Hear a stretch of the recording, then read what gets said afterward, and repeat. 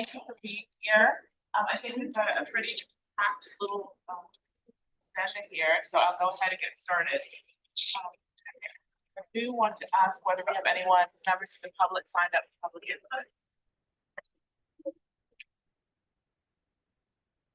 believe we've had anybody sign up, but Is there anyone in the room? Have input? Yeah, can you speak up just a little? Yes, I've never been told I was too quiet. I was just asking if there was anyone that wanted to give input. If not, we can move along to our introduction and welcome everyone to the joint MPO board meeting here in the Triangle of 2025. I think there's an opportunity for two others potentially this year, but this is the first one. I think we've got a very good agenda talking about a lot of issues that affect the overall Triangle region and need to be continued to coordinate between the two MPOs that operate here. And I guess congratulations to formerly DCHC MPO on your new name, Triangle West. Thank you very much. Yes, we appreciate everyone taking the time to help us practice our relationships and working together. We have a lot of uncertainty in front of us, and as we move forward, we're, both organizations are committed to working together and making sure that we have a transportation system in our world-class region for our world-class people, with everyone. So we appreciate you making the time to be here today. do you want to just go around the table? Okay. Say who they are. We'll start at Jacobs. Good morning, everyone. I'm Wendy Jacobs, Durham County Commissioner. Sorry, Nita. Good morning, everyone. Nidal, Chair of the Durham County Commission. Good morning, everyone. It's a theme here. This is the Durham corner right here. Carl Riss, Durham City Council. Morning, everyone. Javier Caballero, Durham City Council and MPO Vice Chair. Good morning. I'm Ronnie Thornberry. TJ Colley, the Mayor of Morrisville. I'm Doug Plachinsky. I'm the director at the Triangle West Transportation Planning Organization. I'm Chair of the Chatham County Board of Commissioners and Chair of the Triangle West Transportation Planning Organization. I'm Vivian Jones, the Mayor of Wake Forest and Chair of CAMPO. Chris Lucasine, I'm the Executive Director at Capital Area MPO, and I'm sure I will inadvertently continue to call you DCHC from time to time. No offense taken. Just never twitpo. Never twitpo. Say that, Doug, though, it gets stuck. I know, yeah, tell me that. Okay, I'm not ever gonna say I it. don't like just. Hi, I'm Susan Evans, Wake County Commission. I'm Sally Green, Orange County Commissioner and the Go Triangle representative to Triangle West. Hi, I'm Michael Parker, Go Triangle Board. I'm Mike Fox. I'm on the Board of Transportation from Division 7. Triangle West and Campo as an alternate, and Go Triangle as well. So. I'm Mark Bell, Mayor of Hillsborough and Triangle West member. It's McCullough, Chapel Hill Town Council. Good morning, Marilyn Carter, Orange County Board of Commissioners. And we got another person that came on. Yes. Elmo Vance, Town of Garner. Council. And Katie Kenlin, Vice Chair, Chatham County. Yes, my vice chair. And she's also our rep to Campo and I. On to our presentation. First is the S-Line and Rail project update with Julie White.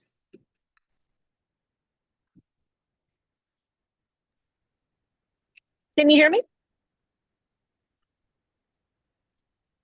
Can y'all hear me? Yeah. Sometimes. Can somebody hear me? Yes, we can. Yes, Apparently not.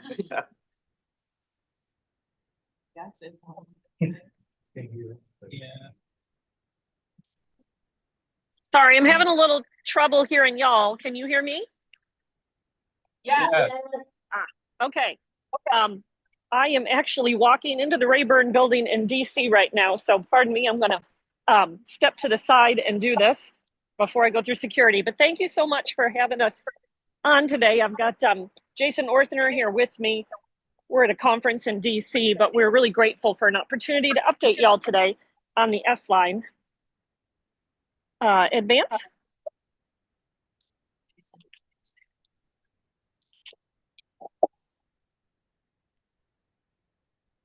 Can you still hear me? Can you still hear me? Yes. Yes. Okay. I'm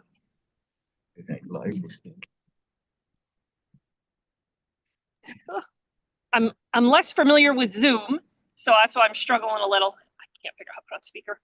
All right, so just quick reminder of the types of passenger rail service. We are the intercity passenger rail service. So we operate under contract with Amtrak to provide our service. We are not commuter rail or light rail, although there are many a commuter that use our service as though it were a commuter service.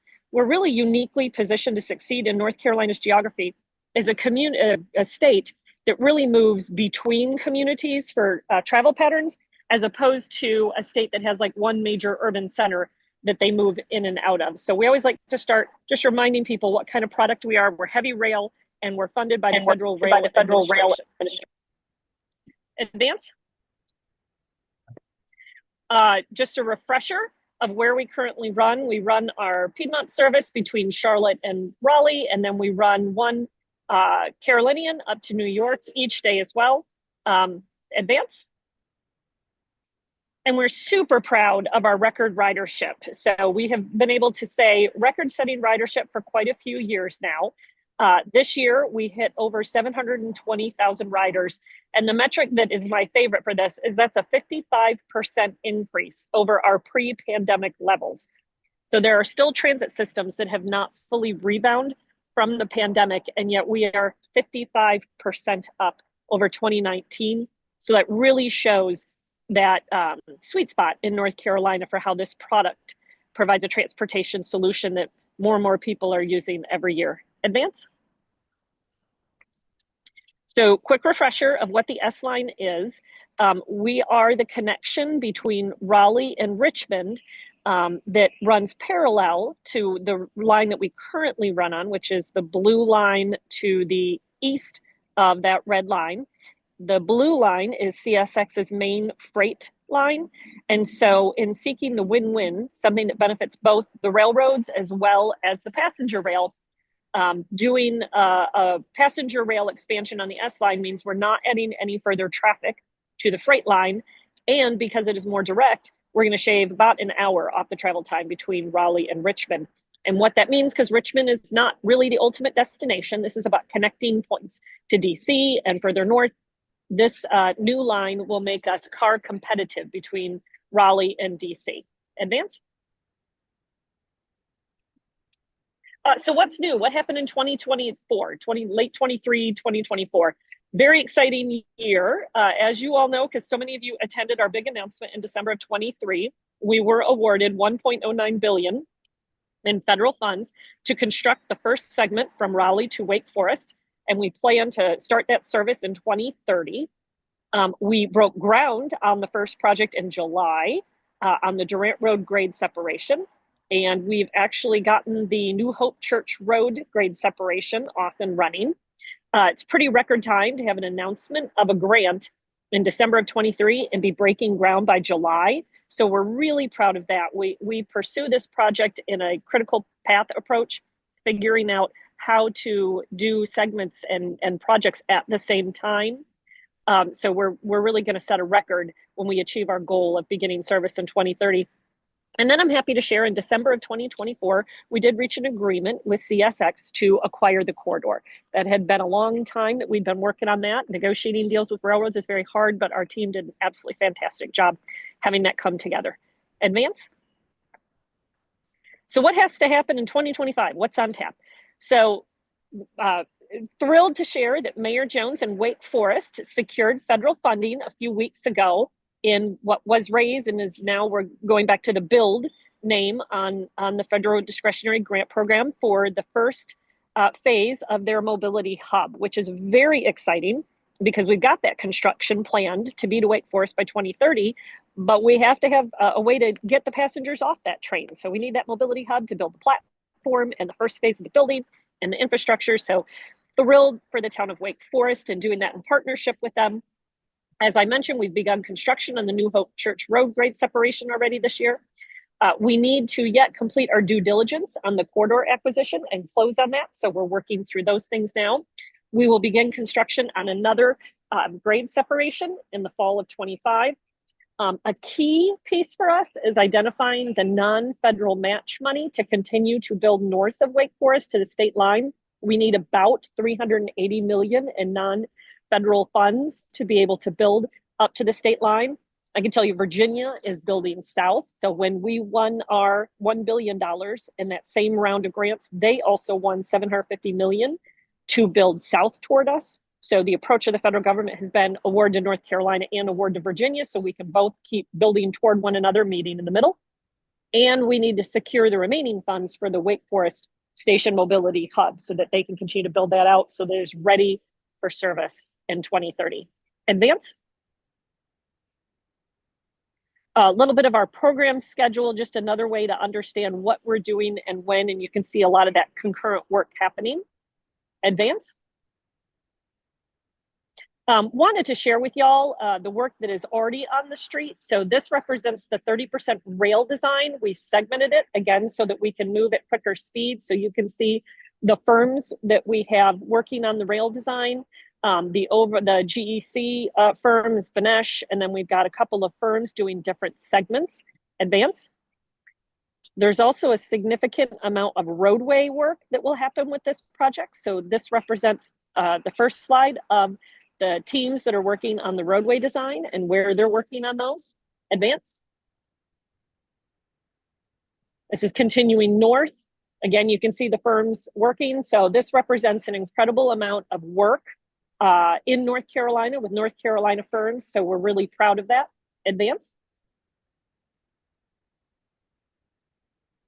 And then our S-Line Mobility Hub studies that were funded with federal grants. So we're working with 7 towns to help them work through site selection of where they're going to put their mobility hubs. We're helping them complete their feasibility studies, NEPA, environmental analysis and preliminary design. We're working with them to identify non-federal funds so that they can go and try and win some of that federal money to help build these. And as I mentioned, Wake Forest and the art for Wake Forest is in the bottom right corner there. They have a really incredible vision for their mobility hub, so helping them secure the remainder of the funds they need to build out all the features they desire. Advance. We wanted to be sure that you could see some of the art that they've been working on with these studies that encapsulates their vision for the mobility hubs. It's really exciting to see how each of them uniquely is envisioning these spaces that bring together all of your transportation solutions. So you get off the train and have an option for microtransit and bike share and fixed route, you know, whatever the last mile solution may be for you, as well as public spaces. And some of them are contemplating retail and coffee shops in the same space. So really a community gathering space. Advance. And of course, it's not just about getting between Raleigh and Charlotte or Raleigh and DC, but this is about a whole network. It's a vision of a network of rail in our state. So we do have 7 corridors that were awarded into the Federal Rail Administration's Corridor ID program. So you can see there, we envision a corridor out to Asheville, a corridor down to Wilmington, a corridor to Fayetteville. So we are working with folks on advancing those corridors. Advance. And what does that mean? So we're helping them work through their project planning and their project development. So they're working on their service development plans. And once we have that envisioned, then we know what infrastructure we need to build so we can continue to move forward. Advance. Funding is always a question. And so step 2 of that service development planning does require a non-federal match to continue to advance their service planning. It's a 90-10, 90% federal funds to 10% non-federal funds. So you can see amongst the different corridors, they have to come up with somewhere between $1.5 and $4 million to advance each of those corridors. And their share of that would be $150,000 to $400,000. So really excited to see the local government step up and do those matches. And then once we get that service development planning done and they move to step 3, It'll require a 20% match advance. So what does that mean for those corridors where we're getting underway? FRA tells us new service, depending on the complexity of the corridor, runs somewhere between 7 and 12 years to get through your planning and construction and introducing new service. So looking at ours, the Western corridor, because Western North Carolina has been working on that corridor for quite some time. They already have some estimates. So they need approximately 665 million in capital, which means the 20% non-federal match there would be about 133 million is what would get our corridor up and running out to Asheville. And then the Southeastern corridor down to Wilmington, they have also been working on that corridor for quite some time. So we've got some numbers for that one. A match of 162 million in non-federal funds would build that corridor out. Obviously 80-20 money is very good leverage. So those are quite small investments for the amount of infrastructure it would build. And then Fayetteville is less far along in the planning. So we're working with them on the feasibility studies and getting some numbers on that. Advance. So thank you so much for the opportunity to be able to share an update today. Happy to take any questions here or offline if anybody has anything to follow up on. Thank you, Julie. Are there questions from the room? And can you hear us well enough to hear the questions? I hope so. We'll try. Okay, you want me to go? Okay, I'll try to talk loud. Julie, thank you so much for doing this while you are in transit, literally. And thank you to you and your staff for the incredible work that you all are leading. It's amazing. My question is, what's going on with the Raleigh to Charlotte corridor?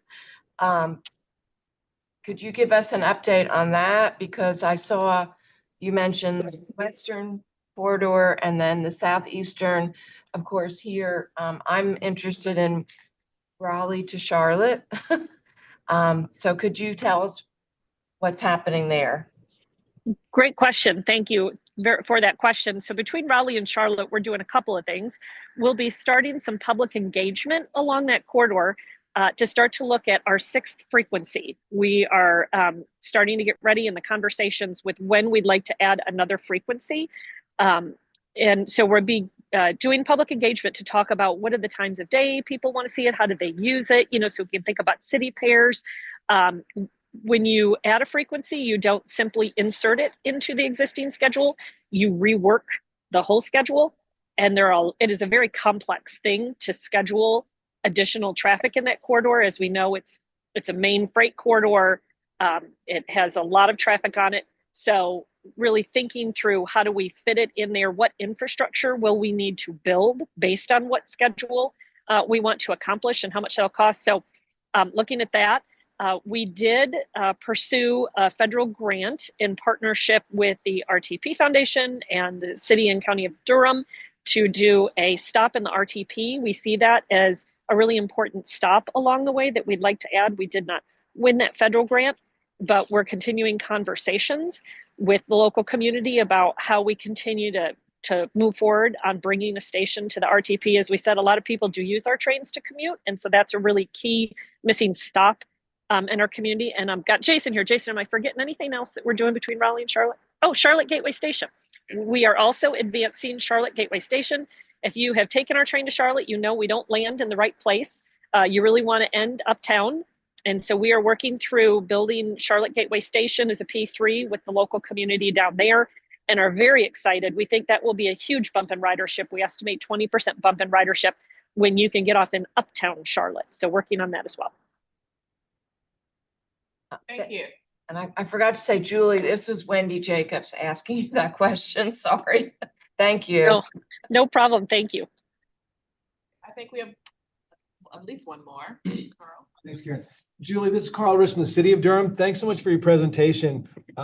It's really exciting to see the S line, and I'm excited about the target of 2030, which is not that far away, which is really exciting. I know there's been a lot of investment in that segment initially, about $1 billion sounds like.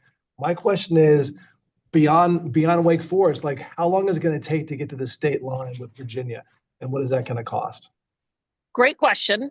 So getting from Wake Forest north to the state line will take about 380 million in non-federal funds to build that segment. We will continue to pursue federal funding to build that segment. The team is always talking to locals and looking to the STIP for what can we use as leverage. So we'll be continuing to talk to locals about, do local governments and regions and MPOs and RPOs have funds to contribute? In the past, for example, the city of Raleigh provided us in-kind match of land that we could use as leverage in winning money. Amtrak has provided us money to use as leverage. So we're always very creative about how we bring together the right partnerships to find that non-federal match. So we'll continue to be working toward that. We anticipate federal-state partnership opens typically in the fall. So we'll be working toward what kind of application we can put forward. Based on how much we have in non-federal match will drive what that next segment looks like. So if you have enough, maybe a logical termini is to get up to Henderson next. Maybe it's somewhere shy of that. It's sort of a combination of all those things, figuring out what that next application looks like. And Julie, can you say just best guess, like what the timeline would be for that? Again, if Wake Forest is 2030, what are we looking at? Is that another 10 years out to the state line? Sure. The reason I can say Wake Forest is 2030 is because we have the construction dollars. The question of when we can deliver the next is a question of when we secure the money. So that's really the tricky part. Jason, if we had the money, how long would it take you to build, say, Wake Forest to Henderson? We could dovetail it into our current efforts and probably, completed it within 5 to 6 years. Jason thinks we could, if we had the money to construct to Henderson, we could probably get it done in 5 to 7 years. Thank you. Very promising. Thank you. I don't think there were any more questions for you, Julie. So thank you very much for that. Well, thank you again for the time and the partnership. This, our role is always to help support what the local regions want. And so we appreciate the close partnership that we're doing with you all and through your MPOs and your RPOs and your individual communities. We want to make sure that we're delivering the project that you all envision will be of benefit to your community. So thank you for continuing to work with us on that. And please feel free to reach out if there's anything else we can do to support you all. This is a question for staff. Can folks just make sure we get the slides after the meeting? Thank you. All right, we're moving on to our discussion items. Destination 2055 Metropolitan Transportation Plan. Analysis and scenarios study, and we are going to have Doug and Chris and Matt walking us through this part. So for anybody who does not know me, I'm Matt Day. I'm the transportation director at Central Pines, and we have a role in the Metropolitan Transportation Plan process of helping the two MPOs coordinate on developing this joint plan. So I'm going to walk you through some of the work that we are doing as part of the alternatives analysis and sort of preparing that work that we're getting ready to do. And then sort of at the end, we'll have some time for a discussion and questions where Chris and Doug will probably be handling more of those questions than I am. But all right, so just to give you a very quick update on where we are in the MTP schedule overall, there's 4 sort of big buckets of activity. We are in that second bucket now of doing the actual analysis work. Later in 2025, we'll be getting into the preferred option and the finalization and adoption. You may remember that last year in May, I came and gave the same group a presentation on what we were calling the pre-MTP scenarios or the learning scenarios. And the idea of that work that we did last year was to try to look at some of those what if questions that we usually don't get to answer in just a regular MTP process, and look at some of those big picture questions, see if there's anything that we learned from those scenarios that we wanted to try to incorporate into the alternatives analysis for the actual MTP. So I'm going to very quickly run through some of the lessons that came out of that process before we start talking about the alternatives. So one of the learning scenarios was focused on transit, where we kind of looked at what, if you wanted to absolutely maximize transit ridership, what would you need to do? And one of the, we got some very good performance measures that came out of that. But really some of the key takeaways were, you know, that there were clear benefits of increasing the transit service and especially of increasing the density of development around the transit service. We also had an equity focused scenario that we looked at last year. This one had more mixed results. This one was looking at trying to improve the connection between job location and housing location and transit service, especially targeting underrepresented communities.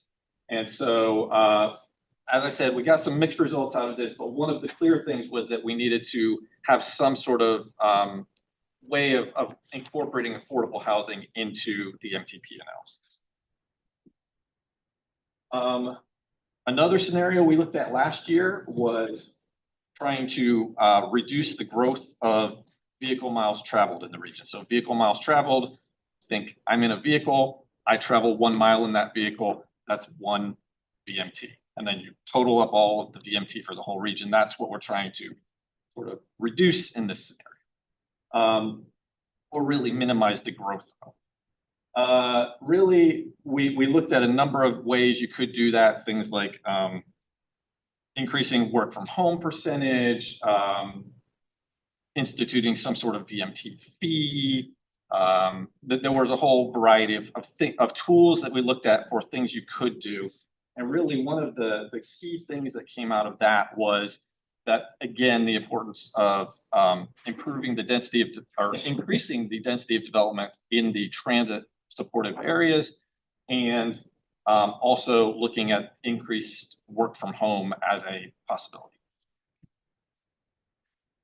And then we also had a scenario last year where we looked at funding flexibility. So essentially, if we took away some of the restrictions on our funding with regard to STI and things like that, what different outcomes could we get? And again, this is one where we had some mixed results when we did the scenarios last year, but really a couple of key takeaways that we had in this was, yes, funding flexibility absolutely is something we need to consider in our alternatives analysis. And then also that we wanted to have some way of looking at increasing the amount of money going towards maintenance and operations as one of our alternatives analysis features. And then the last of the learning scenarios that we looked at last year, the highway focused one, this one was really intended to look at if we maximized investment in highways and it was purposefully unrealistic. It essentially said we're going to double all the freeway lane miles in the region. But what impact would that have? And obviously, in terms of performance measures, it has some really great performance measures in terms of some of the delay and congestion measures. It has some really terrible performance measures on some of the environmental and development, land use kind of measures, quality of life. So that one was, again, kind of mixed. Really, I think the key takeaway from that exercise was, yes, I mean, some level of highway investment is probably part of the mix, but it's not going to be obviously be to that extent. And it would take something of that extent to kind of have a measurable impact on some of those congestion outcomes. So where does that leave us? These are kind of the key items that we identified coming out of those learning scenarios that we intend to incorporate into the alternatives analysis for the actual MTP. So first off, we want to keep some of the work that was done in the 2050 MTP around looking at key hubs, reinvest neighborhoods, mobility hubs, mobility choice places, but obviously update that information to reflect the latest plans and projects, as well as increasing density and employment in those areas as part of our assumptions. We have looking at increased transit frequency where it's possible and adding additional transit high frequency corridors. Additional focus on affordable housing growth, especially in the transit served areas. Assuming an increase in the work from home percentage that gets incorporated into the modeling. Assuming and increasing the assumed share of funding that goes towards maintenance and operations. Looking at flexible modal investment strategies, especially on any of the non-STI things where we do have some more control, things like local, but also looking at that on STI. And then also wanting to have some analysis of additional local or regional funding sources, sort of agnostic on what the actual source of that funding is. Yes. For conservation, assuming increased work from home, I think we might be at the max right now. Anything like the other direction? So so this is for our modeling purposes. So in past, our model didn't really necessarily make any assumptions about work from home.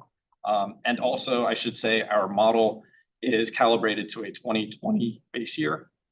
So that is pre-pandemic.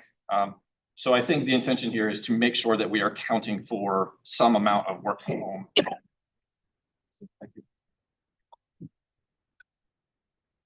In terms of the scenario elements, I mean, obviously there are things in here like work from home or density, affordable housing that are outside the purview of transportation planning. How will the plan account for that? Will there be recommendations around those elements? Because it's pretty obvious that land use, it's going to be. So I don't know if Doug or Chris, either of you wants to jump in on this, but I think, at least from my perspective, the plan will have to make the final version of this plan will have to make some sort of assumption about things like what the land use is going to be, what assumption we're going to make about affordable housing. All those assumptions will have to be part of that final plan that gets adopted. And then it really is something that's outside the MPO's power to actually implement. So it is kind of incumbent on the locals who are part of the MPO to sort of implement those things. And I mean, I think it's great because I think we have to be linking land use and transportation and the built environment. So it's great, but I just want to acknowledge it and that we need to make sure that we are very front and center about that. And I think, I mean, when we're thinking about local government's role in that, you can think about the fact that we have often economic incentive packages that we offer these major investments that are coming to our communities, and we could incorporate work from home, reduce vehicle miles traveled in that, in our package of things that we're willing to reward or incentivize. So if we're looking at environmental impacts, I would say that's a huge one. And having it in there can make a meaningful difference. There was a question. Can I just respond to what you just said, though? I think we also have to acknowledge the other possible negative consequences of people working from home. And that's what we see happening since in downtown, in our downtowns, is without and having on the office market and the retail market is that we're not having the support for our local restaurants and things like that. So I think we also have to realize that it's an impact when we have that there will be a balance to be struck between having people travel into the towns, municipalities to get access to service, but also having real options for work from home if we're going to look at ways that we can reduce the number of people that are on the roads. I will also say, keep in mind that what we are doing here is creating the alternatives to study. This is not creating the final recommended alternative yet. So part of the idea here is we test it, we see what the outcome is, and then we come back and make a decision about, do we want to include that in the final preferred version or not? I know there were a couple, Mike, I saw you first. Thank you. Could you quantify for me the goals and the objectives on the VMT reduction? I'm assuming congestion, air quality, but you have some. So on that particular learning scenario, and I don't unfortunately have the slides, I had a big slideshow for that. I believe for each of those learning scenarios, we had a specific thing we were trying to look at. So the goal of that particular scenario was what is the sort of full menu of things we could look at as ways to reduce that growth of VMT. So it included things like instituting a VMT fee, increasing work from home, maximizing transit ridership. I can't remember what else. I feel like there was a fourth thing. I can't remember it off the top of my head. I get this. I understand those are the strategies to do it, but I'm wanting to dig in a little bit into what the goal, what you're trying to accomplish. Because I'll give you an example, like work from home. I get that people might be driving not to their offices back and forth, but our experience at NCDOT was, particularly during the pandemic, is they still got out and drove. They went instead of going to the office, and so you have to be careful what levers you're pulling. And so that's why I'm trying to understand what's the objective and how are you going to measure success? So the particular objective of that scenario was we have a projected VMT line that looks like this, and our goal was to try to make it look more countable. So it was literally going in and trying to come up with ways that we would reduce trips. That was the goal, was to reduce trips. But what I'm trying to say is, what are you trying to achieve with that goal? I mean, to say reduce VMT is one thing, but are you trying to take care of a congestion problem? Are you trying to solve an air quality problem? I mean, those are the two big things that come to mind for me. I think, as with many of these learning scenarios and ultimately the scenarios we use in the next step in the process, there are multiple goals from multiple people that we're trying to address. So for example, in this scenario, one of them was to reduce peak period congestion. And that's why work from home was one of those things that we wanted to look at. Absolutely. And I think if there's one thing that came out of the data from the pandemic, it was that VMT dipped and then it came back. But instead of having two giant mountains on our hour by hour graph, we now have a plateau that the transportation system does, the roadway system does a better job of handling than the crush that we saw in the morning and in the evening commute periods, that we would have. So overall traffic levels on it at any given point of the day might be higher than they were before the pandemic, but those absolute red line, smashed through the red line periods of time are not, we're not there and are not there now, unless there's an incident. And from a crash standpoint, our region tends to have a recurring, non-recurring incident problem, crash problem. So on any given day, we know there's going to be crashes on, say, I-40. They tend to not be in the exact same place for the exact same reason every single day. But we know there's going to be some out there that cause a lot of congestion every day. So that was just one example.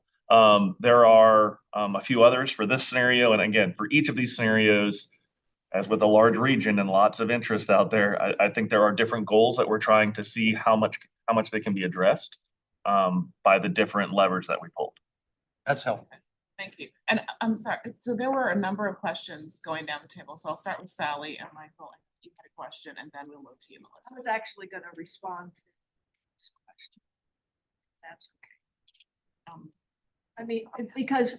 Coming at it from a perspective of a community and the goals of the community that's working towards sustainability and connectedness. And we are interested in reaching a variety of goals. We want to quit gobbling up our land for sprawl. We want to get, people slowed down in town and getting on bikes and walking, so it increases our local economy. We're working on meeting some of our climate goals, we're meeting our air quality goals. I mean, there are all of those things that we're trying to accomplish. So when we look at this, that's the kind of thing that we are looking for, is how can we get a good balance of all of those things and meet multiple benefits.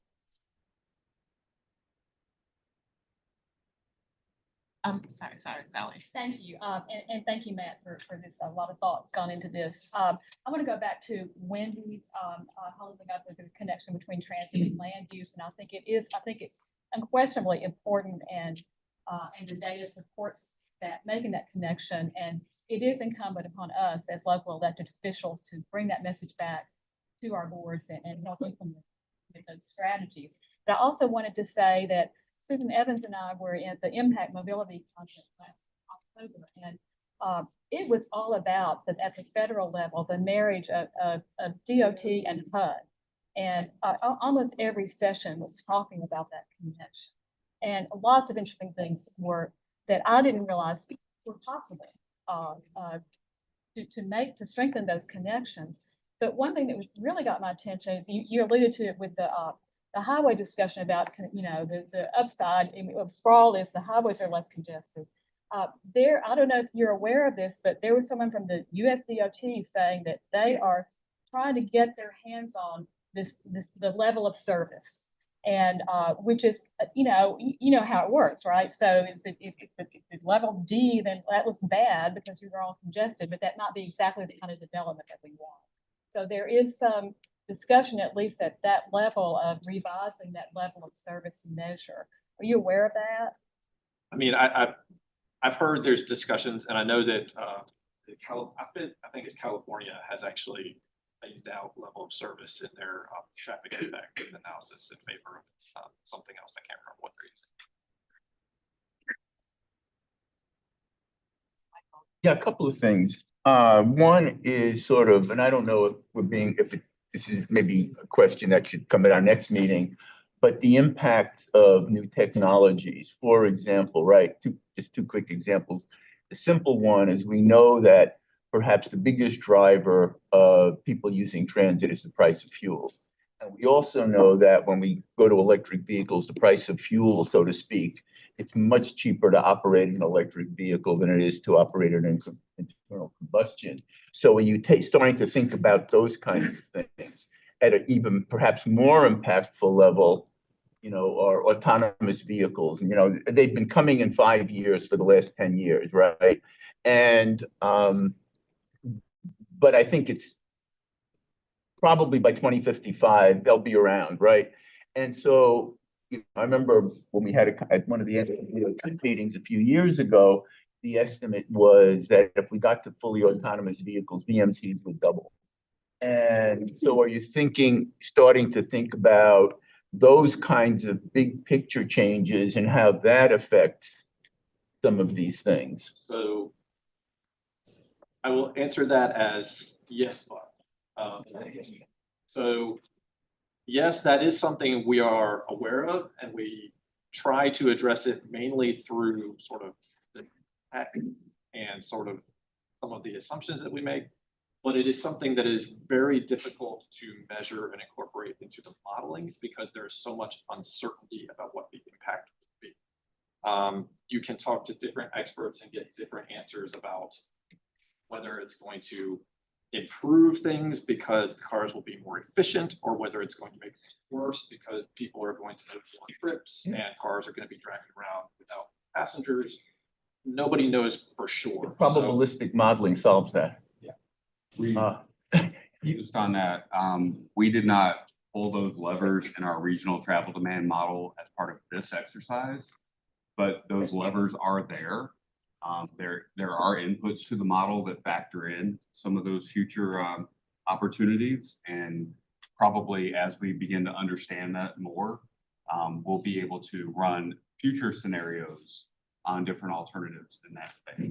I mean, number one, you can do probabilistic modeling where you do a probability distribution around the the particular variable that you're looking at and, use a Monte Carlo and it just runs as many thousand simulations as you like. So there are tools to do that, but we often say we didn't look at it because it's too hard, but yeah, it's also really important. So I think we can't just, continue to sort of, I've been asking this question for several years, and we can't continue to just pretend that it's not going to happen. We don't know when, but it will.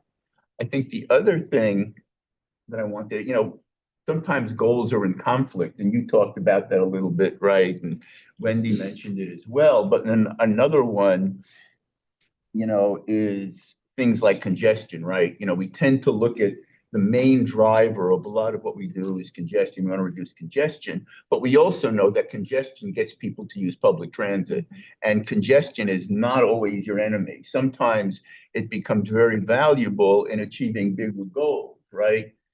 If you have more congestion and then you have bus on shoulder, BRT, whatever it is, transit becomes much more of an attractive option. Whereas, if every road is a level of A service, nobody will ever use transit. And so we have to, also, how are we addressing, the goals that are somewhat in conflict rather than saying, every goal is wonderful. But your question, you did a great job of articulating why I asked my question.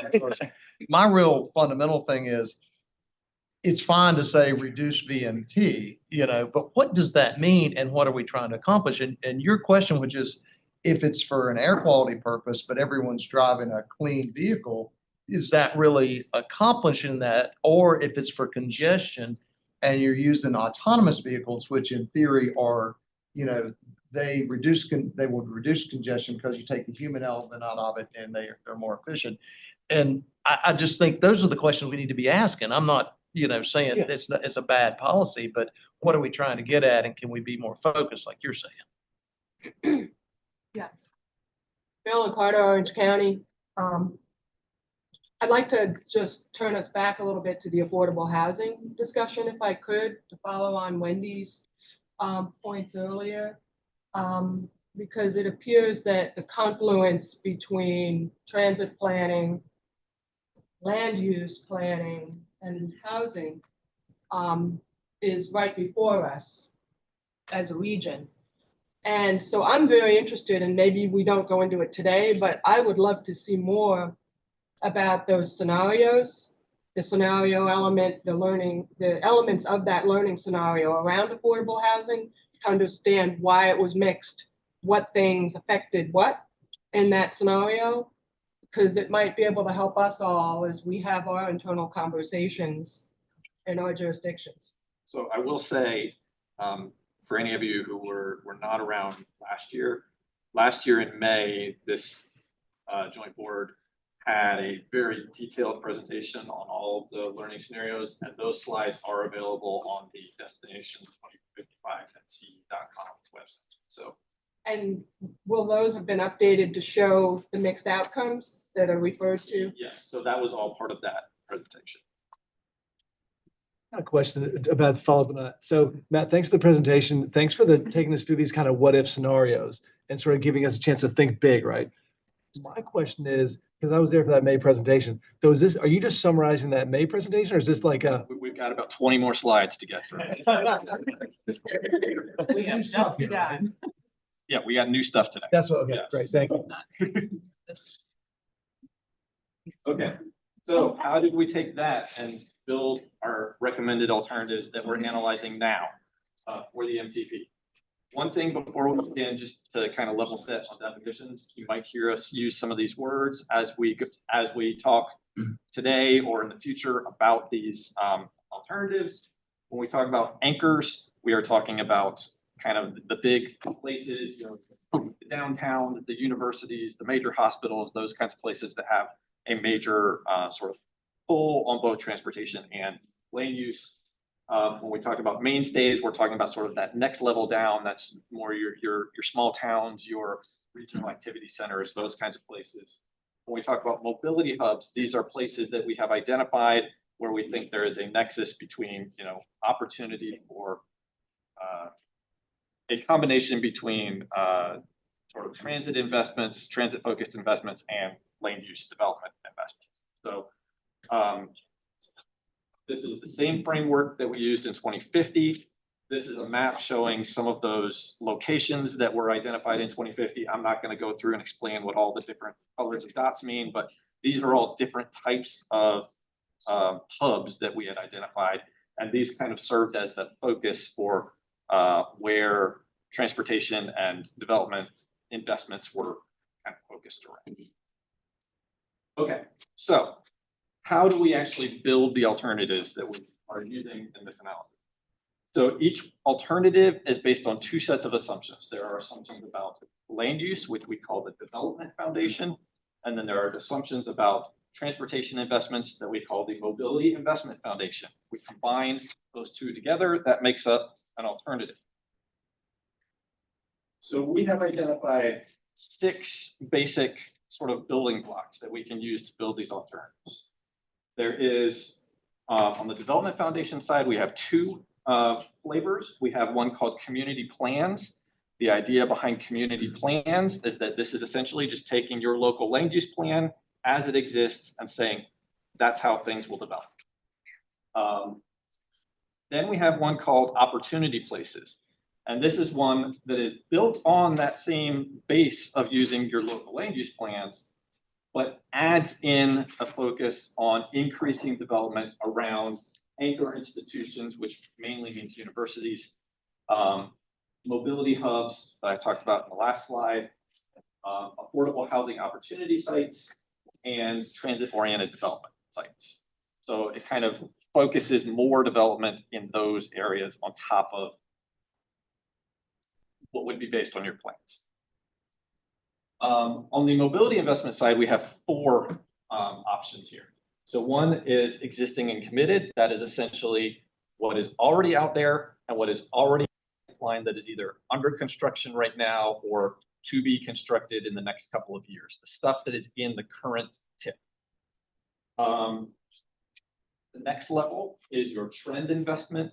That is essentially looking at what do we think a potential investment of transportation projects would look like if we continued trends similar to what we have done in the past. So that's kind of the idea there.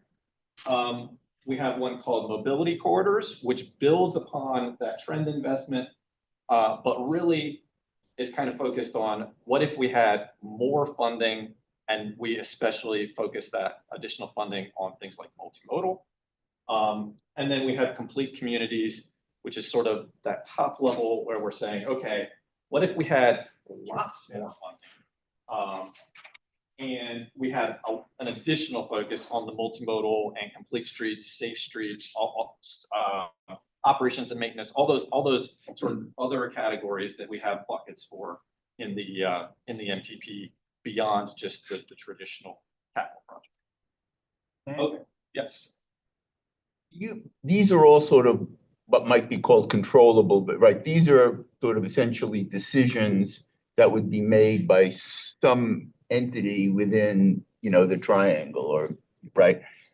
But where do you incorporate in your scenarios, exogenous variables? I mean, obviously the price of gas it's just one example where the price of gas doubles in 5 years or something like that. How do you think about those kinds of things when you're talking about scenarios? This is very much sort of inwardly directed, but we know that things can happen in the environment. Climate change happens much more quickly than we thought. The level of storms, of hurricanes double. I'm just making silly things up right now. But how are you and certainly things like autonomous vehicles, things like that, how are you incorporating those into the various scenarios? Because those may be more impactful, maybe not controllable, but still very impactful than some of the decisions we can make. So I think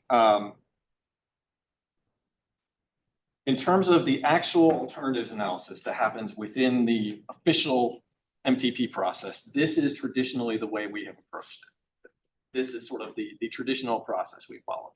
What we tried to do this time around was to do the learning scenarios that we did last year to get at those kinds of what if questions that when we get to this point in the process, it's almost too late. There's not enough time to get that incorporated.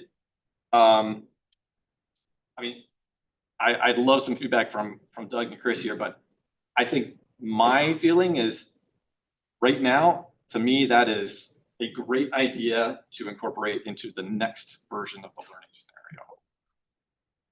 Right, I mean, that's really getting into Modeling. Modeling.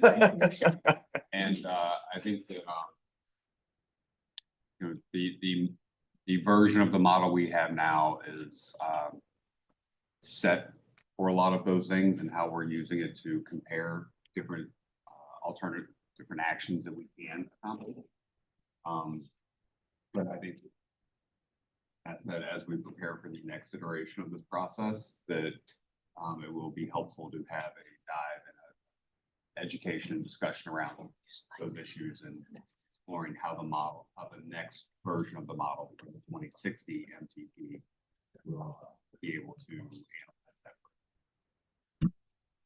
One more thing to add. I mean, I think those are really good big questions. And that's just from you. I suspect if we went around the room, No doubt. there'd be lots of other things. So you know, typically in a situation like that, I think our recommendation would be to commence some sort of, between now and our next MTP update, what we call a special study that can really focus efforts and energies on something like that. So it might involve using tools that we typically don't use and that we typically don't have to pay for to maintain. Probabilistic modeling, for example, fuel price modeling tools, whatever it might be.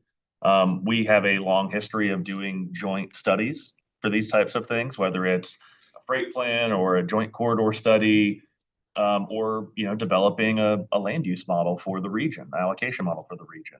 So that I think that's absolutely something that we could look at doing. I think Matt is right. In terms of the MTP development, we have a set deadline that we don't get to change, unlike say a local comprehensive plan where if you decide to take 6 more months to look at something, that a new idea that's come up at the end of the, or in the middle of the process, you can delay when you adopt your new comprehensive plan. We cannot change when that MTP has to be updated and adopted.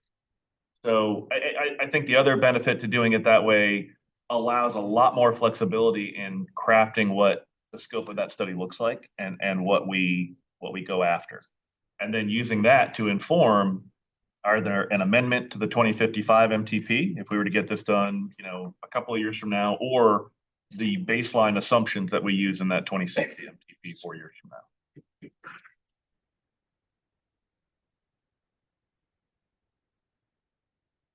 That question. Oh, I just want to make a comment. For some of us who've been on the MTP now for a while, I'm sorry, our MPOs. I remember, when we did our 2050 MTP, we really tried to be very transformational with that. It was the first time that we, really were prioritizing things like transit, and we're trying to change how we were measuring what we were doing. And so that was for us a really big leap. And now we're doing this one. And I just want to say, that I acknowledge and I want to applaud the staff, because what I'm seeing now in this iteration is taking some of the values and the priorities that we said in 2050, and then really coming up with some concrete ways, especially around land use. So to me, it's like, okay, this version, we're really getting into tying this to land use, talking about density, affordable housing, things like that. So to your point, Michael, and what we just heard from staff is that, I think, well, as soon as we get this done and we're on a timeline for the federal government to start working on the next iteration of this. But I do see this as progress. And really, I appreciate that. I also want to say, I'm really worried about what's going to happen over the next 4 years. We may all say that we want to see progress with electric vehicles and things like that, But we have an administration that is trying to get us hooked back on fossil fuel. And so that's a big unknown for the future. We need to really call that out right now. So I think there's a lot of uncertainty about where we're going.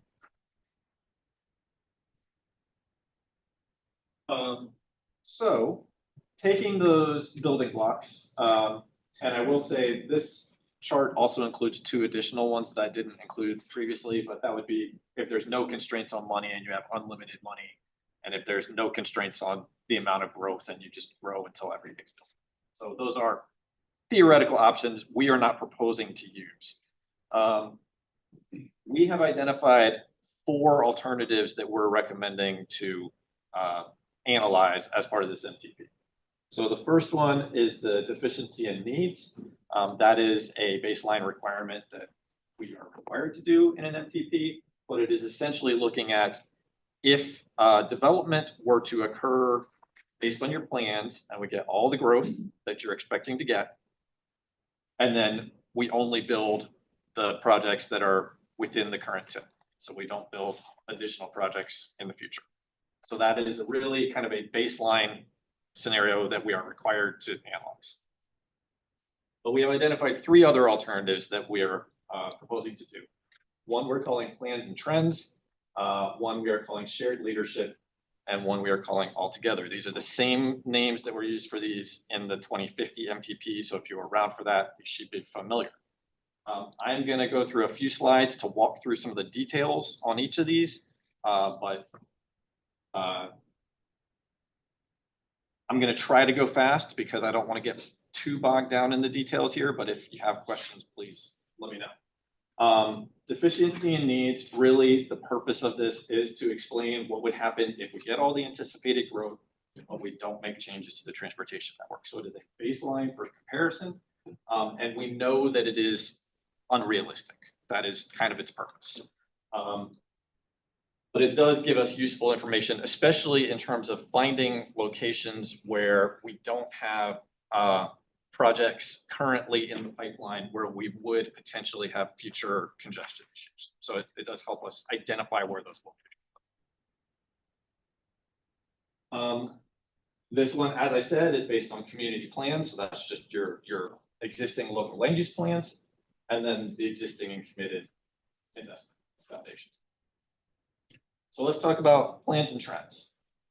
This one is really intended to represent what the likely future would look like if things just kind of go on as they've been going in the past. So this is sort of your status quo type of scenario. We don't assume any kind of changes in terms of the rules about funding or funding patterns. Everything is sort of continuation of the way things currently are on that side of things. And really, from a technical perspective and a policy perspective, this is sort of the simple, this is essentially the do nothing. Don't do anything, this is what happens.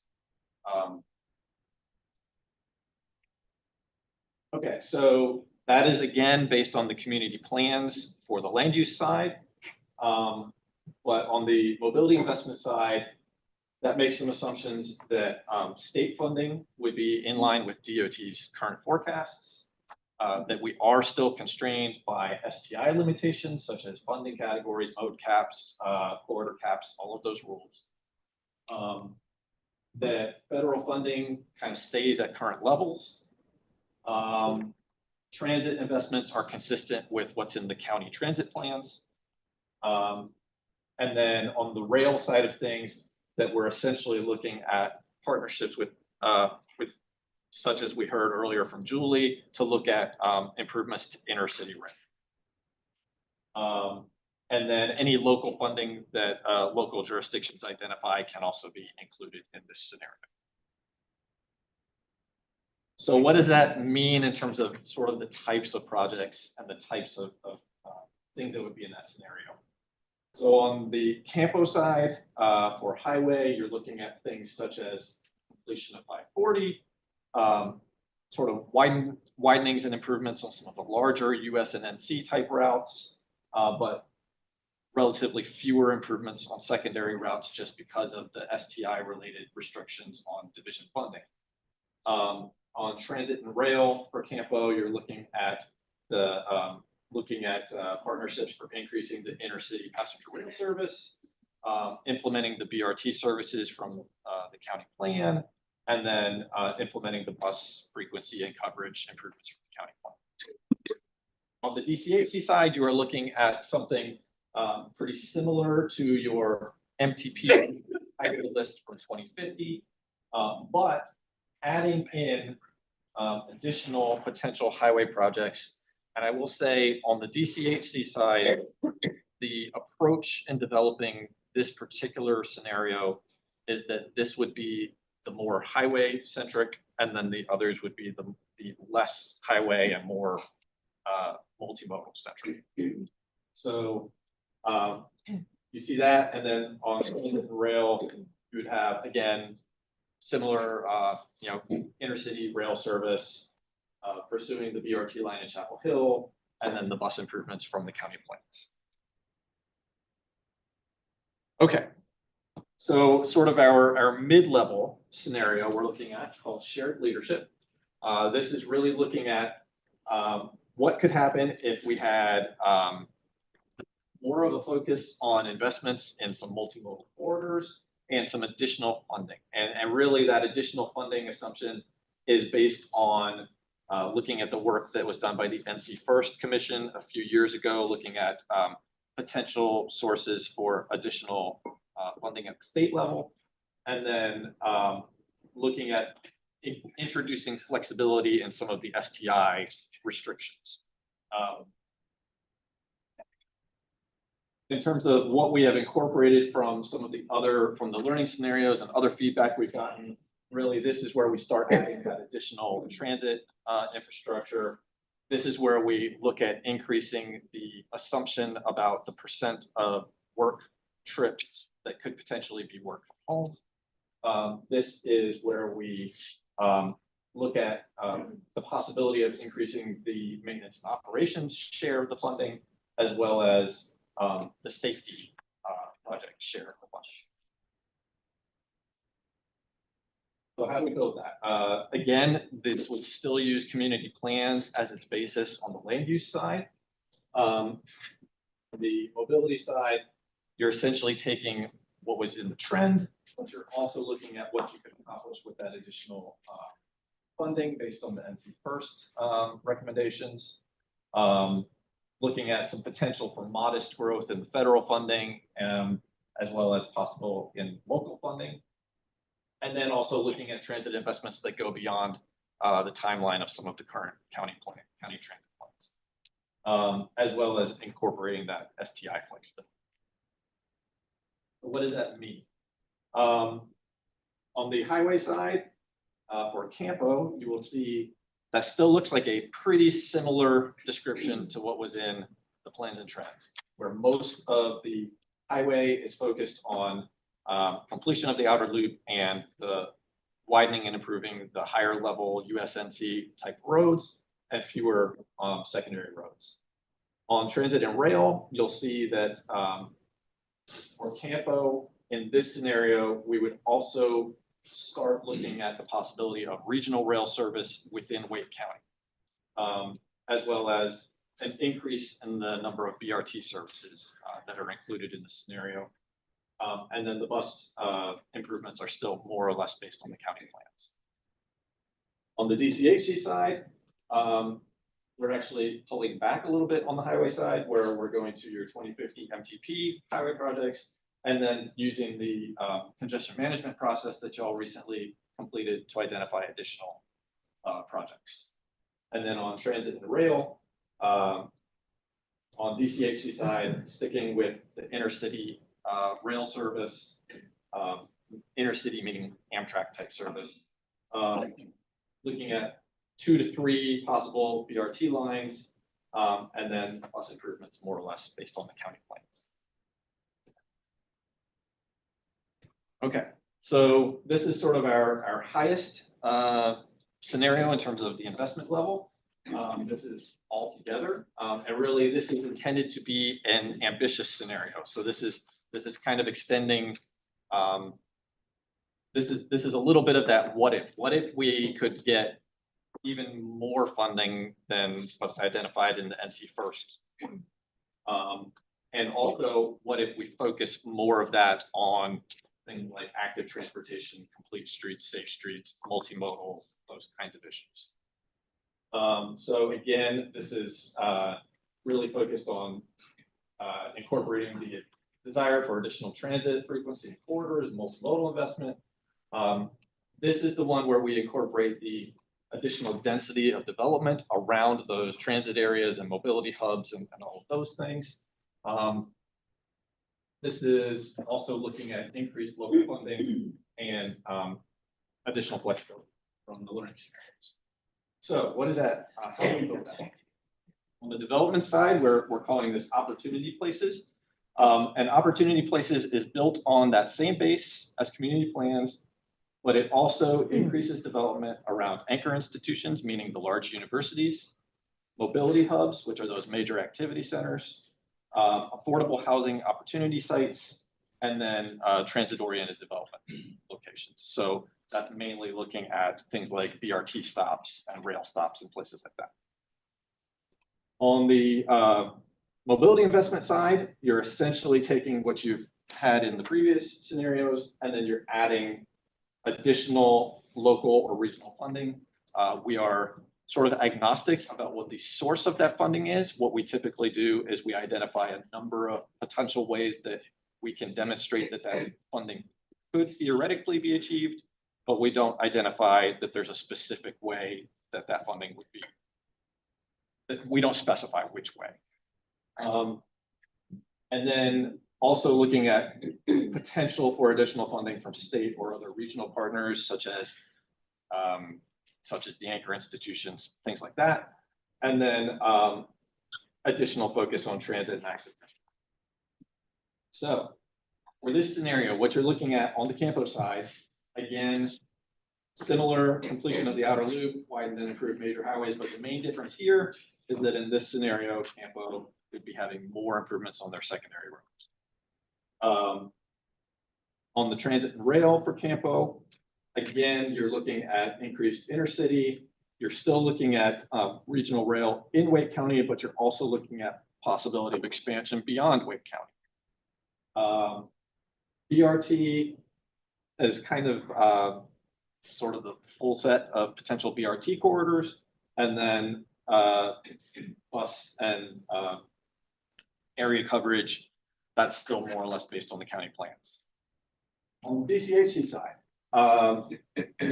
for highway, you're taking your 2050 MTP highway projects and congestion management process projects similar to what was in the shared leadership. Your main difference is on the transit rail side, where you are now looking at the possibility of regional rail, and then all four of the BRT lines that were in the 2050 MTP, and then bus improvements based on the county plans. So I have tried to kind of summarize that in a graphic that looks like for each of these. This is not the easiest thing to read, but the main idea here is that most of these are somewhat additive, that as you move from left to right, you're getting more. So more funding, more highway investment, more bus investment, more rail investment, more density. The exceptions, obviously on density, these three scenarios are all using the same basis. This is really the only one that has a change. And on rail, Campo is introducing the rail pieces earlier than DCHC is in terms of regional rail. And on the highway, Campo's is more or less additive.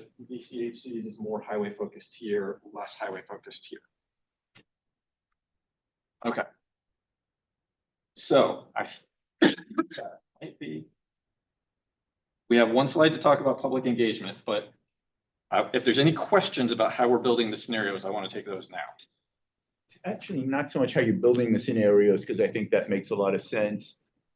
But when it comes to developing, I'm trying to remember from previous, and I've forgotten, when we develop a final scenario, is it choosing from one of the four, or is it more of a mix or match process to construct the best from a number of scenarios. It is usually a mix and match kind of approach. What I thought, thank you. If we nailed it, you can pick one, but typically we mixing and matching. That's what I thought. I also wanted to highlight, and this has been great. This process is my first time working through it. We are focusing so much on understanding the implications of growth as they come to our community, because it is a tidal wave. This includes, our modeling includes 1 million more people. It includes 900,000 more jobs. You know, we believe it's coming. I know that growth management and growth in your communities is, you know, one of the most critical issues you're contending with right now. And you're seeing us focusing on that in our analysis. You know, there's also opportunities outside of this particular MTP and its design to look at things like safety investments, to look at state of good repair for our infrastructure, roads and bridges and other capital. So while a lot of this discussion today is focused on growth management, there will be other components in the future that look at some of those other issues as they may rise as we better understand how we can manage our growth. Thank you so much for this presentation.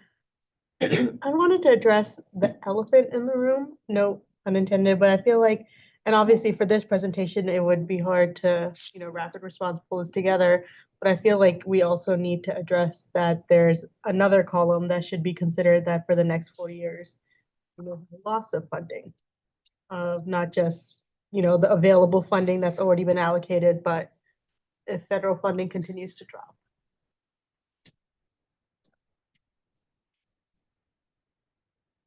I think that's a good point, and I think we are definitely going to rely on our relationship with our federal partners to help us understand what that looks like. And I would anticipate that up until MTP adoption, we'll be going with the best guess we have. I think the closest thing we have right now is the deficiency and needs analysis. So there's only money through, 20, the money that we know about through the early 2030s, and then there's no more money. And if we got all the growth that we're projected to get, what would happen? Now, the reality would probably more like at a certain point, people would stop choosing to come to the Triangle because the quality of life would begin to deteriorate from what we know it is today. But from a modeled scenario standpoint, that deficiency in needs is probably pretty close to, if there was less money, which is what that scenario is all about, what would happen if we still get all that growth.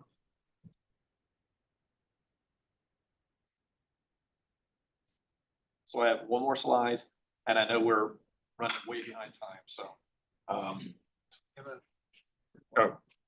I just want to also mention one other issue, because this so much relies, and I really like the way you have it divided into like land use and again, transportation investments, fantastic.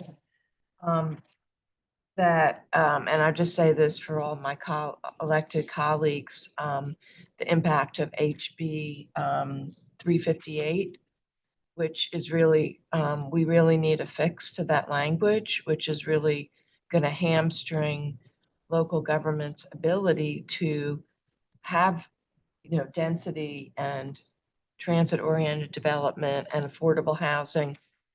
So that is something we all really need to work together on with your own lobbyists, or whether you're with the League of Municipalities or North Carolina Association of County Commissioners. We just need to keep that in mind as well. So the last slide here, just to get y'all aware. And you're running long because of us, and we fully appreciate that, but we're a questioning, inquisitive group. It's more, and it doesn't need to some of these questions that are being raised, and it's not an answer, it's just please, I'm putting it out there. I would appreciate if both Triangle West and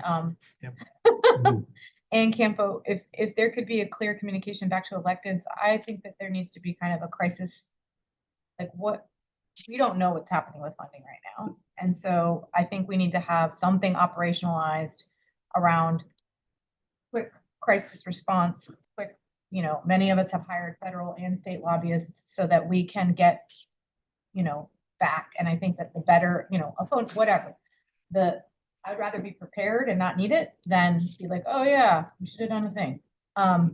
So that's just something that is independent of this, but it is about funding. And so I think that's one ask that I have. And then the other ask is, could you please send us the slides? For those of us who, I got to read stuff to interpret it. This is not helpful for me. It's too much. I'm saying pre the meeting. I'm just saying generally, this is just, I'm putting it out there. All slides need to be sent to electeds ahead of time. It is really hard. We have 20 things like this in one day sometimes. So please send them to us ahead of time. Thank you. Thank you. These will be posted on the Destination 2055 site today. Thank you. I think that's why a lot of the questions early on, because we weren't sure what we're getting here. So having the slides in advance gives us a chance to pre-read, so we kind of expect what we're going to be.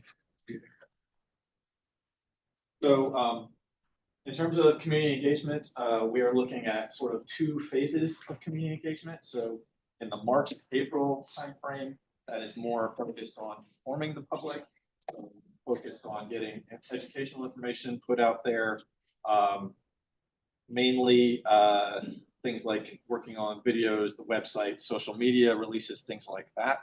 The second phase, which would start in April, that is where we would have a more active going out and trying to get feedback on priorities to then inform the development of the preferred scenario. So that is all I've got.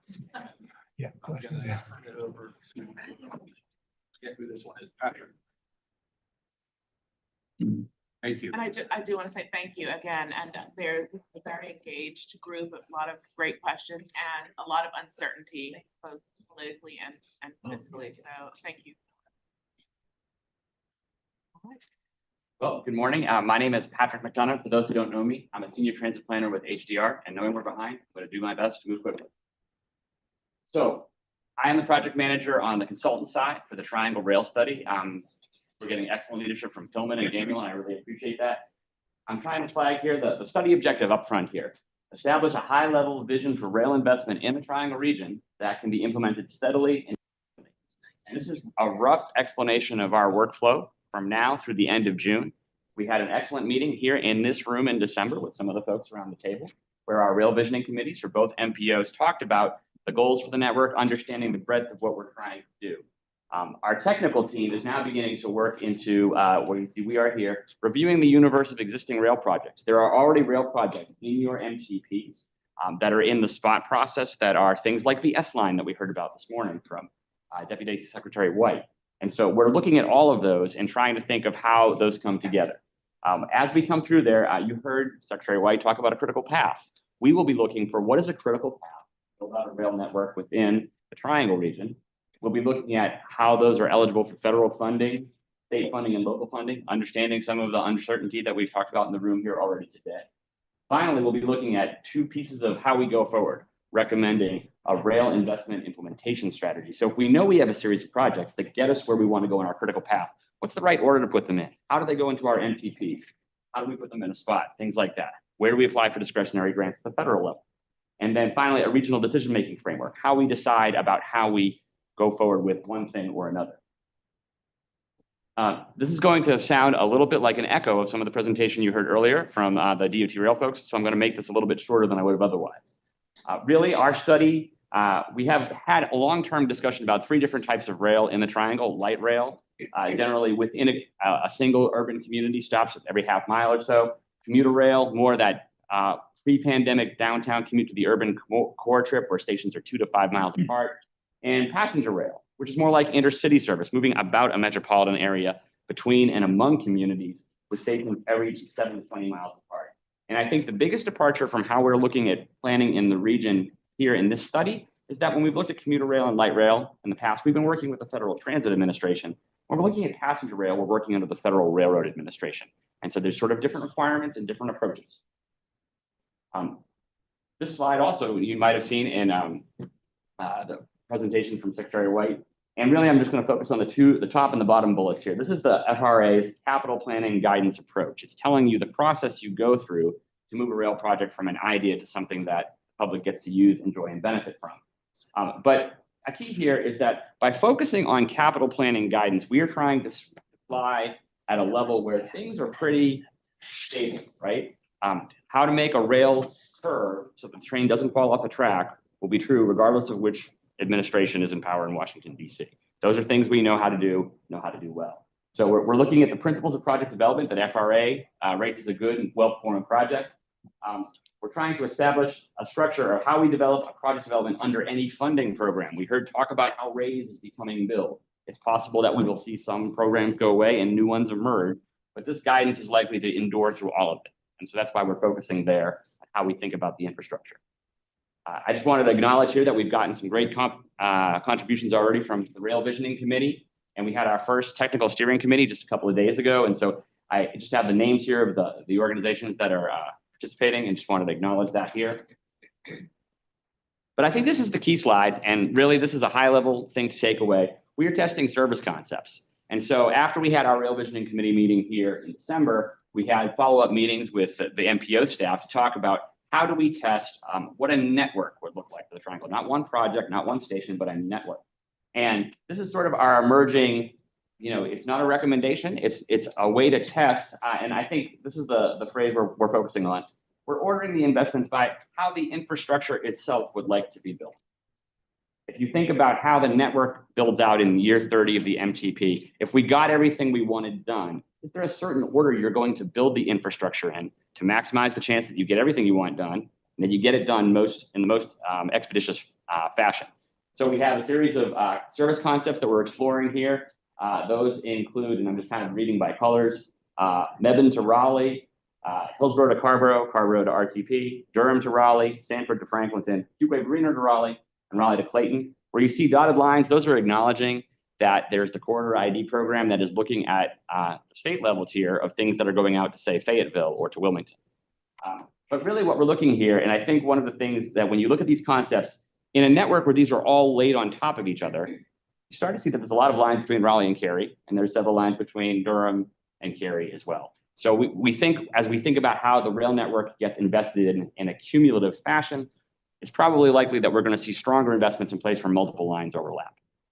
So anyway, our goal is the HDR team, and we have folks who have worked at FRA before on the other side of the table who have adjudicated projects that have gone forward to be built, and that's one of the opportunities I think we bring some great value to the table. We're going to try to bring this back to our technical teams, and then that will probably come to this table sometime thereafter. But that's really all I have. I'll pause here to acknowledge our MPO partners to see if there's anything from the MPO staff that would like to be added, recognizing we're short on time. And take any questions very briefly if need be. Ellen Carter, Orange County. Can you just talk a little more about the ordering of investments by how infrastructure wants to be built? What is that process or factors or considerations? Great. No, I love this question. So let's take two ideas for example. So let's say we were looking at this line from Sanford through Apex to downtown Cary to downtown Raleigh up to Wake Forest and on to Franklin.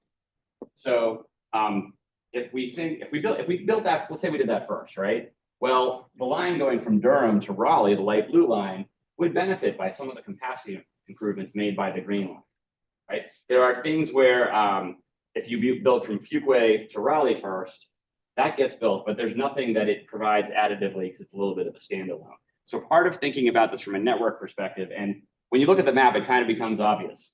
There's a really important section between Cary and Raleigh. The North Carolina Railroad from Raleigh to Charlotte is our active Piedmont corridor that has that record-breaking ridership that we talked about earlier today. And the S line, the green line from Raleigh going north, is our biggest current investment on the table.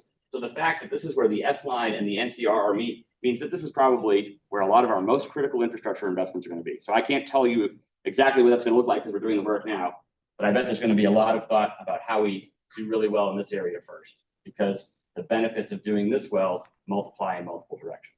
Is that helpful? Yeah.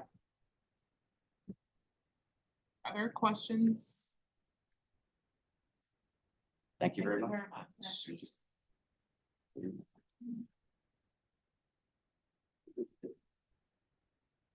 Moving right along to blueprint for safety, Lauren Blackburn. It's like number two.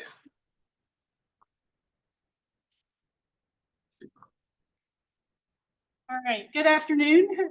Jared Draper with Tool and I are each going to give a brief overview of the 2 safety plans happening in this region. We'll talk fast. You all will get to see the slides afterwards, but open to any questions. So I'm going to talk about the blueprint for safety. This is the Transportation Safety Action Plan under development now for the Campo region. Jared will talk more about the Triangle West plan underway. So we started roughly at the beginning of last year, and we're about 2/3 of the way through the process. Similar to every other planning effort you've probably been a part of, it is incorporating public engagement. We've spent a lot of resources and time and effort in thinking about data and data analysis, especially given that this is a safety plan. This is going to be really fundamental understanding of the data problems and safety problems in our region. We've been working through decisions about goals and policies, and now we're in that stage where we're really kind of honing in on some potential strategies for the region to help identify the types of projects and actions that local governments and Campo can each take to help improve safety for all of the roadway users on all of the critical roadway transportation. We're aiming for this planning effort to be completed by June of this year.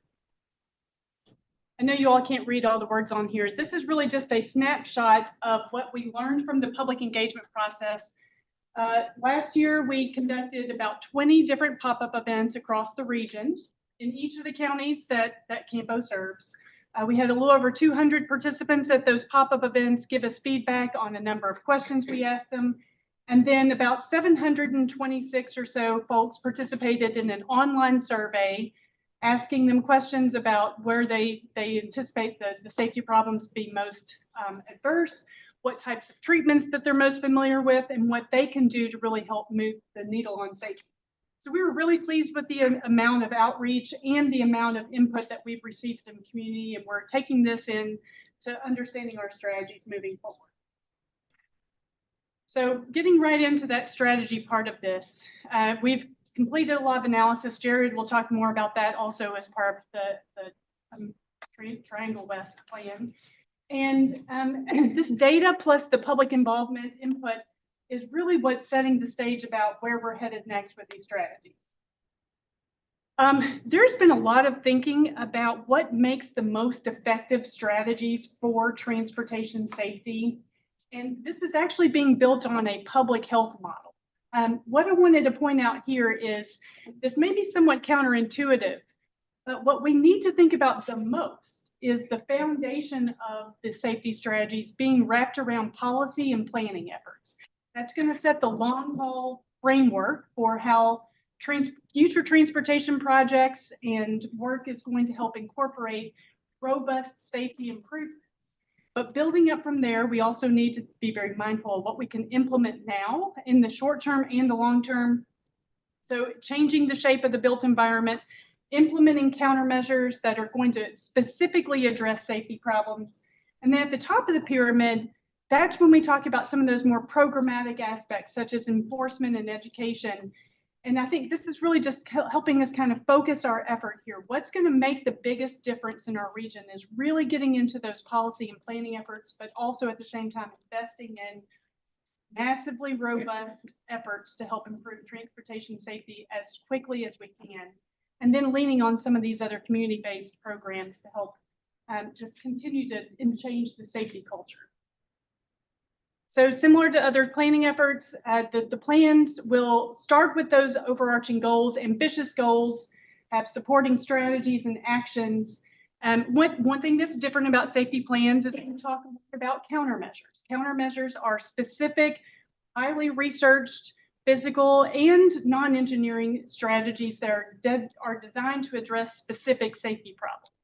Roundabouts are a great example of that. If you have a high crash problem at intersections, and you have the right conditions, a roundabout is one of the most noteworthy countermeasures that you can implement to help address those types of problems. So we are starting to think about it from the engineering side, but one thing I just wanted to talk about quickly here is about that policy work. What can the MPOs do to help implement policy around safety? And one example of that is thinking about the whole overall program of safety projects. What would a robust safety program look like within the MPO regions? And one way of doing that is to develop some project development procedures. How should you think about incorporating safety improvements into your transportation needs and projects? And then ultimately, what's that going to look like for the day-to-day operations? Maybe this looks like having some templates where local governments, if you're working on a local plan, how can you specifically identify countermeasures in your own transportation plans? So a few other examples of what policy could look like, legislation and guidance. The most of this is really focusing on guidance. What information do we have that can be shared to help emphasize those countermeasures? But we also know there are some legislative barriers to some of the countermeasures that are proven, but we don't have full access to in North Carolina. One thing you all talked about earlier is understanding the relationship between growth and BMT and other things. Also, we need to think about what's the relationship of that and safety. We know that there is a strong correlation between BMT change and increasing crash rates. So one of the strategies or policies that we could take in future long-range planning efforts is thinking more from a model base, like how do you really help model those safety changes over time as a result of your development pattern. And then also back to that plan and project development. This is going to be a recurring thing, I think, in both of the plans is how do we make our plans and our projects better responsive to the safety problems, thinking more about the locally administered projects, but also those long-range transportation projects that NCDOT is also implementing, making sure that we're addressing the problems that we can see through our robust data. Jared will talk more about some of the data that's been developed as part of the other plan, but we have a lot of really good data at our fingertips that we can incorporate into these plans and projects. So we want to make the best use of them. I'm the consulting lead for the Campo plan. Kenneth Withrow with Campo is the project lead from the Campo side. And I'll turn it over to Jared. Great. All right. I will talk fast. Hopefully everybody can listen faster. I'll try my best not to repeat some of the things. Again, we are really based upon the same approach.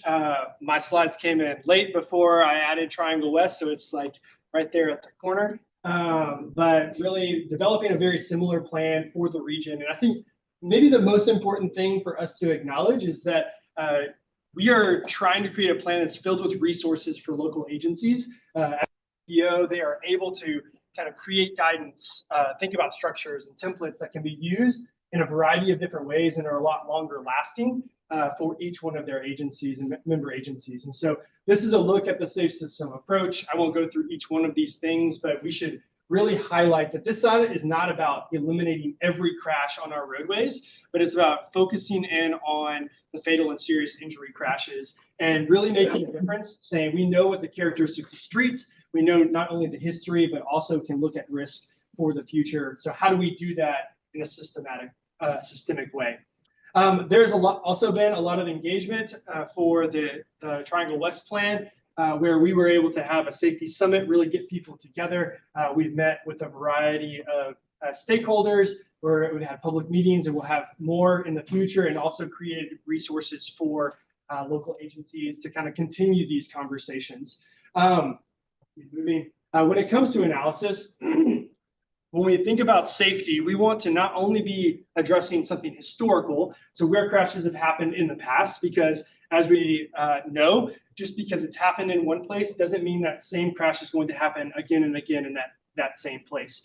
But we want to say, are there a few of our roadways, a high injury network, that are representing a vast majority of our fatal and serious injury crashes? Then what can we learn from the characteristics of those streets to really identify where the risk on other streets? So let's not wait until a fatal crash happens somewhere to address a problem or characteristic on that street that we could be taking care of in another manner. So that's the reactive as well as the proactive approach. We also looked at kind of across the region an equity analysis, really focused on indicators of potential disadvantage, which is a methodology that's been used in a variety of other MPOs across the country to really highlight, are there contextual characteristics and demographic mapping that's going to tell us how do we look at this more comprehensively. When it came to where we are now, we've used that data. We looked at kind of the things that are overrepresented when it comes to characteristics on our roadways. And we have created 11 safety action categories. And so really what these are is based upon conversations with stakeholders and that analysis and public engagement and feedback. We know that these are things that if we started to be strategic and we did something specific for these categories, we would start to see change when it comes to roadway safety across the region. So I'm just going to walk through really quickly. There are numerous actions under each one of these categories, but really the idea of just a few of them, how you can see, this is the first one is really about the MPO creating some of these resources.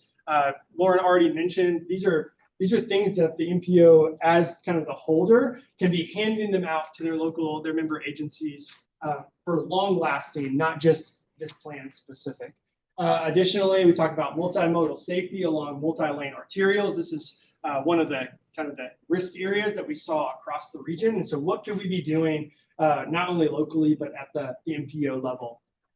Also wanted to highlight unsafe intersections. Again, there's a lot of countermeasures. That's the project side. But if we look at the base of that pyramid, what are the plans, the policies that we could really be kind of enacting and making decisions around changing safety around intersections? And this was actually mentioned a lot today. I'm glad I highlighted this one, but really the idea of land development practices as well as procedures. What are the things that communities are doing when it comes to making decisions around development along some of these corridors or the changes in their communities that could really have an impact on safety, not only today, but into the future. And so our timeline, a little bit different. Obviously, there's things changing every single day. We had really anticipated thinking about last year's timing for the implementation grant deadline for SS4A, Safe Streets and Roads for All, of May 16th. And so we've built a schedule based upon that. We are still kind of in limbo on what that means for us right now, but we are still pushing forward with developing these actions. Each community is we're not only creating this analysis at the regional level, it is drilled down into each one of our several of the member agencies. And so we're working with the city of Durham and town of Chapel Hill, town of Carrboro, and many others to kind of give them that data that's localized to them. And that will also be part of the resource that the regional agency holds. Similar to Lauren, I am leading kind of from the project management side. Colleen McGew is for the Triangle West side. And we're excited to keep this moving forward. We have some great conversation. That was quick. Thank you. That was quick. And I have a few quick questions. Yes. Wendy? I just want to know, how are these plans going to be incorporated into our MTP, the 2055 MTP, especially around policies? The documentation can include policy recommendations. Typically, we will sign a bucket or an account of funding, necessarily identifying individual safety projects, but acknowledging that we want to spend this amount of money on specifically safety improvements, and then this process will give us some other.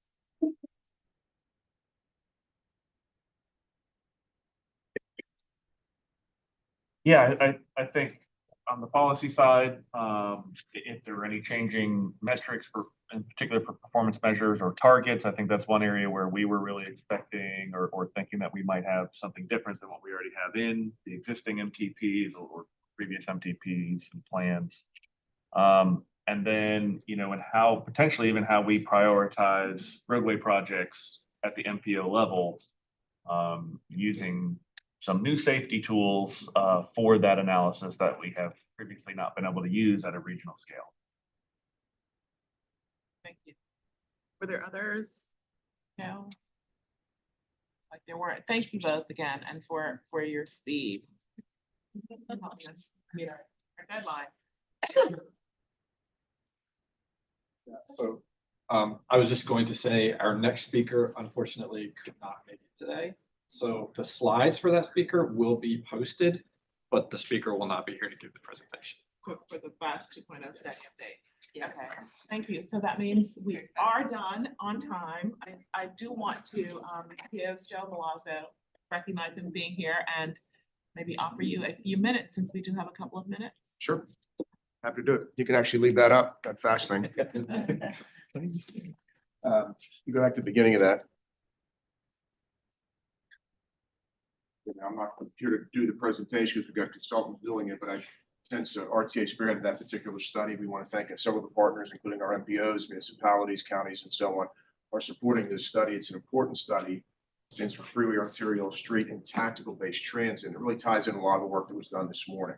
The conversations about modeling, future vision for the two MPOs, and what do we want our communities to be? And so one way we do that to try to connect those is the leverage of existing and proposed freeway and major arterial network for transportation and for transit uses. I was actually at a presentation this morning over at one of our local chambers of commerce, and I was talking with them how important the BRT network is going to be. It does stand for bus rapid transit, it does stand for buses resembling trains, which we also heard me say before for BRT. But the other piece about it, the lanes are red, they're going to be red in color. But I remind people the red lanes also stand for, when they're on the outside, right turns, emergency use, and driveway access. And so we think about as our congestion increases, how important it is for our first responders to get around. The BRT network is going to provide new ways for our ambulances and so on to get through and bypass congestion. There actually are public health implications of accelerating our BRT network. So I did want to mention that. And if you go to this one more next slide there as well, and it's kind of random. Again, these are the partners that are working together. We're grateful for that. If you mark your calendars, in August, I believe it's that second Friday, August 7th, is the RTA annual brunch at the Weston RDU Airport. It's a very central location where we're going to have the results of the FAST study coming. You go to the next slide as well. This is useful just to remind you, think about all these pieces that are happening and prioritizing buses and BRT. One of the questions that comes up is, as we think about our plans as we move forward, are we trying to support transit? Are we supporting highway networks? And very clearly what we need to do, our highway network needs to be more broadly focused. They truly need to be more multimodal. You've heard RTA saying many times, our freeway networks in the metropolitan triangle need to be true multimodal freeways, not just the bus on shoulder, which is a great start. The inside shoulder is going to be used for this. Dedicated ramps, perhaps, for transit to get in and out faster so we can connect things. When you think about the BRT network, I think there's one graphic there, Matt, whoever is running this, if you can show the map on here. I'm not seeing the slides, but let's just take a guess and see you point to what's on it. There you go. Maybe is there one more after that or not? I'm there. Yeah, right. This is beautiful. So, so here's the BRT network, right? The green lines and so, and that was the Raleigh one. Here's the north-south BRT. Here's the Cary north-south BRT. Here's the I-40 BRT connecting all of our communities. Chatham is going to have an extension and so on. All those things will link together. That's what the FAST study is looking at. And one of the key pieces is, how do we scale that? How do we prioritize that quickly so we can make that work in concert with the other things that are really important, because we heard it from the rail side too. One final thing I want to mention, just to pivot, because I really wasn't going to do that presentation, I wanted you to see that. We do have an RTA. We're starting for this year as part of your Metropolitan Business Group for Transportation, a series of caucus meetings. We're going to go engage people. Our first one is actually next Friday over at the Washington Duke Inn. So it's the Western Triangle one. And so everybody's invited, no cost to attend. We'd love to have you there from 1 until 3. And again, Duke University hosting it. We're doing it in concert with the Chamber of Durham there, but everybody can go. We have the president of Duke University will be speaking. We got the mayor of Durham will be speaking. Presentations on the Chapel Hill Transit, for example. Several legislators are going to be there. I know you've seen emails on this. I mentioned it at my annual meeting last week for those who were there, but I want to remind you one more time, you are invited to go from 1 to 3. Just if you go to letsgetmoving.org/caucus, and then you can register directly there. But then our next one will be the following month. We'll have the Northeastern Caucus. And so that we're going to look in the town of Wake Forest, partnering with their chamber, looking at the multimodal freeway for Capitol Boulevard and how important that is. So I appreciate your time, Madam Chair, for the ability to speak in a few moments. I will do my best to answer a question on the FAST study if you'd like, or about the caucus. No. Thank you very much. No problem. Appreciate y'all. Thanks very much. And again, thank you everyone for being here. Great reminder that this work is regional and it's done with a lot of partners and in collaboration. So thank you all for your time. And we get back 1 minute. Thank you. Yeah.